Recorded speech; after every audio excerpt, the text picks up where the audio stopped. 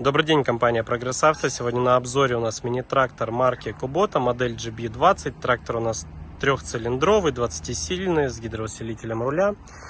Так, пройдемся по его резине. Резина передние шины у нас 62012 в хорошем остатке, имеют небольшие растрескивания.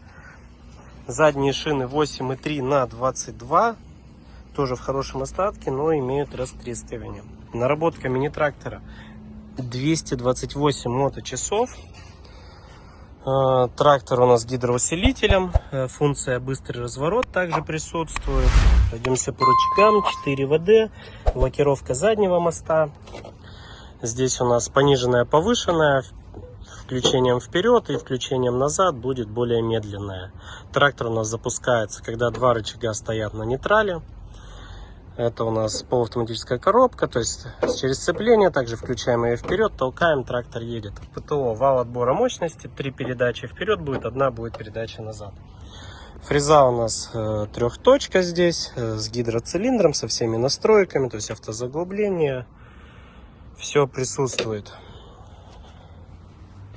Трехточка, фреза у нас на быстросъеме, гидроцилиндр. Фреза модель RSP 131. В хорошем вся состоянии, вся целенькая, весь кожух. По ножам, ножи тоже в хорошем остатке, все целенькие, полный комплект. Фреза у нас модель RSP 131, но ширина ее 140 сантиметров. Так, пройдемся по его габаритам. Мини-трактор у нас получается ширина по задним колесам 100, по передним 100. Колея по переду 90, по заду 80.